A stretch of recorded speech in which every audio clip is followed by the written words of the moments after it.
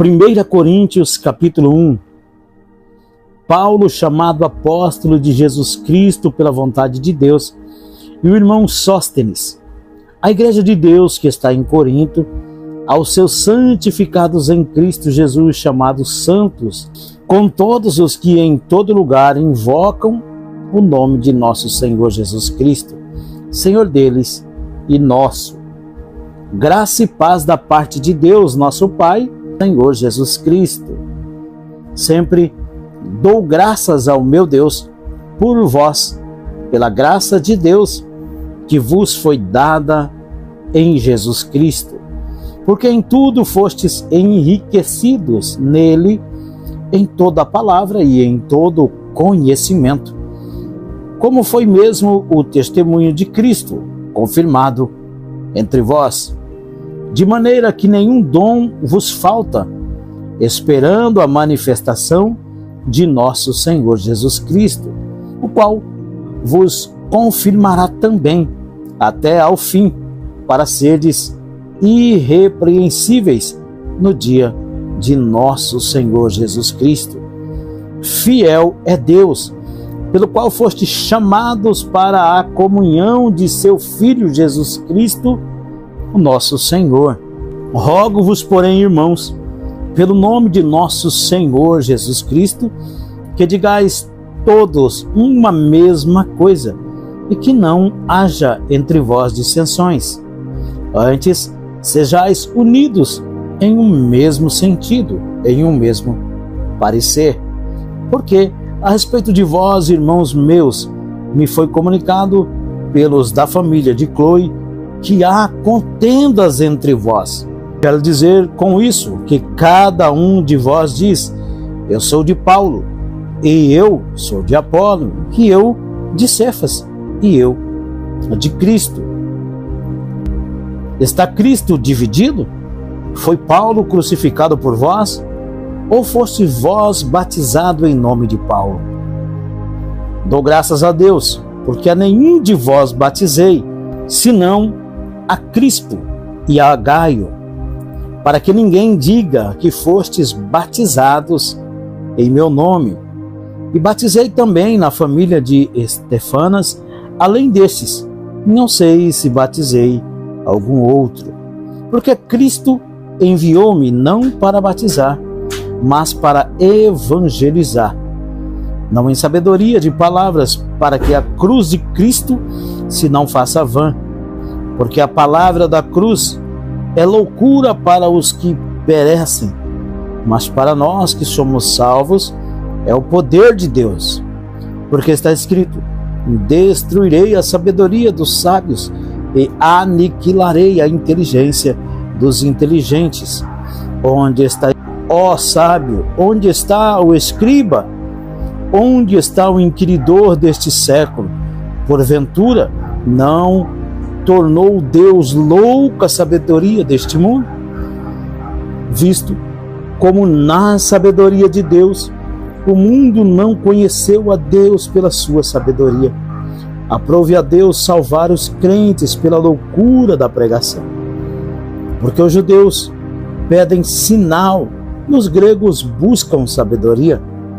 Mas nós pregamos a Cristo crucificado, que é escândalo para os judeus e loucura para os gregos.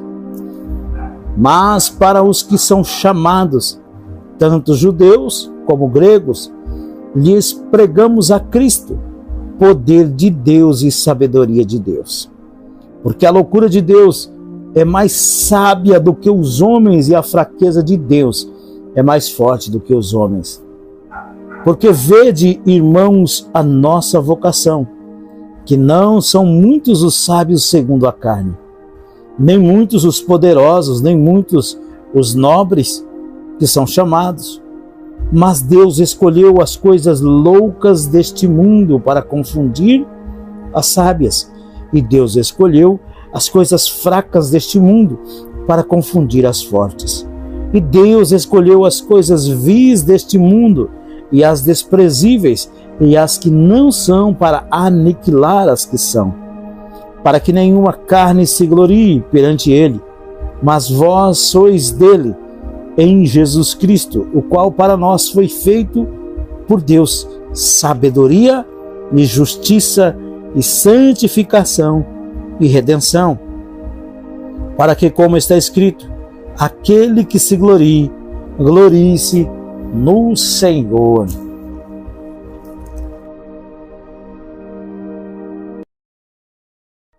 Primeira Coríntios, capítulo 2. E eu, irmãos, quando fui ter convosco, anunciando-vos o testemunho de Deus, não fui como sublimidade de palavras ou de sabedoria, porque nada me propus saber entre vós, senão a Jesus Cristo e este crucificado. Eu estive convosco em fraqueza e em temor e em grande tremor. A minha palavra e a minha pregação não consistiram em palavras persuasivas de sabedoria humana, mas em demonstração do Espírito e de poder, para que a vossa fé não se apoiasse em sabedoria dos homens, mas no poder de Deus.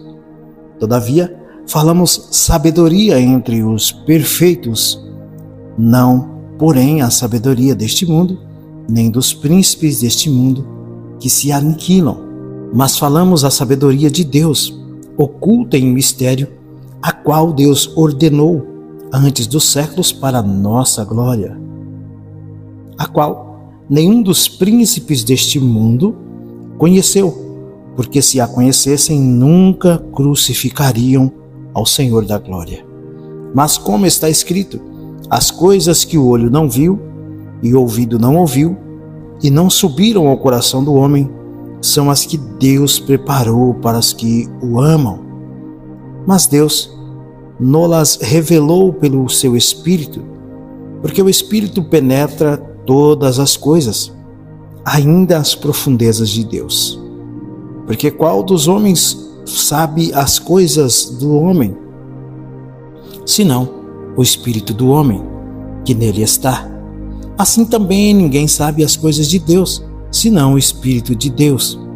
Mas nós não recebemos o Espírito do mundo, mas o Espírito que provém de Deus, para que pudéssemos conhecer o que nos é dado gratuitamente por Deus, as quais também falamos, não com palavras de sabedoria humana, mas com as que o Espírito Santo ensina, comparando as coisas espirituais com as espirituais.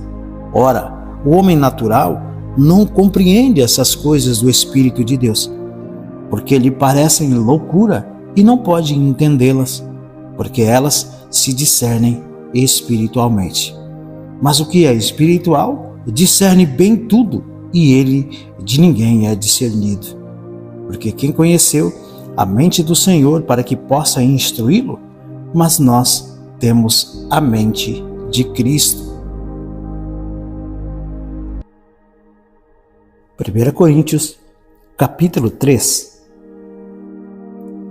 E eu, irmãos, não vos pude falar como a espirituais, mas como a carnais, como a meninos em Cristo.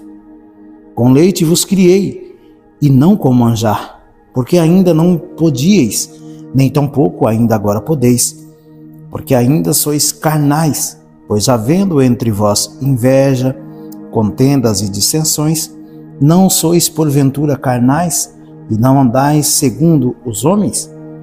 Porque dizendo um, eu sou de Paulo, e outro, eu de Apolo, porventura não sois carnais?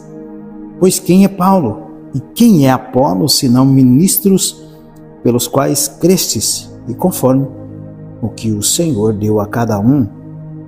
Eu plantei, Apolo regou, mas Deus deu o crescimento.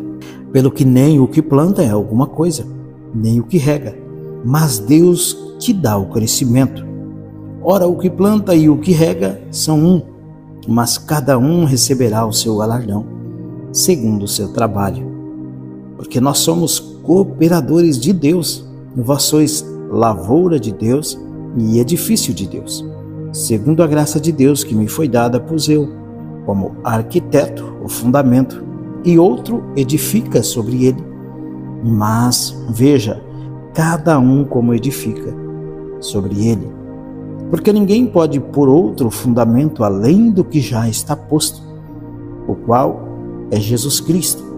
E se alguém sobre este fundamento formar um edifício de ouro, prata, pedras preciosas, madeira, feno, palha, a obra de cada um se manifestará.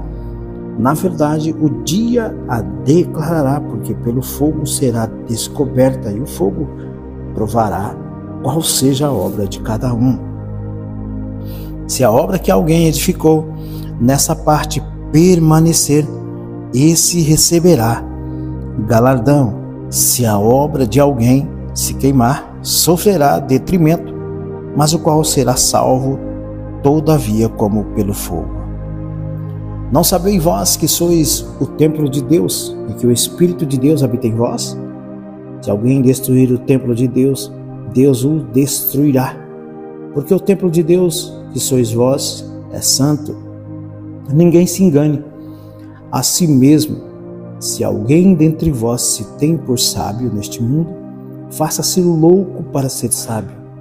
Porque a sabedoria deste mundo é loucura diante de Deus. Pois está escrito: ele apanha os sábios na sua própria astúcia. E outra vez, o Senhor conhece os pensamentos dos sábios, que são vãos. Portanto, ninguém se glorie nos homens, porque tudo é vosso. Seja Paulo, seja Apolo, seja Cefas, seja o mundo, seja a vida, seja a morte, seja o presente, seja o futuro, tudo é vosso. E vós de Cristo, e Cristo de Deus. 1 Coríntios, capítulo 4.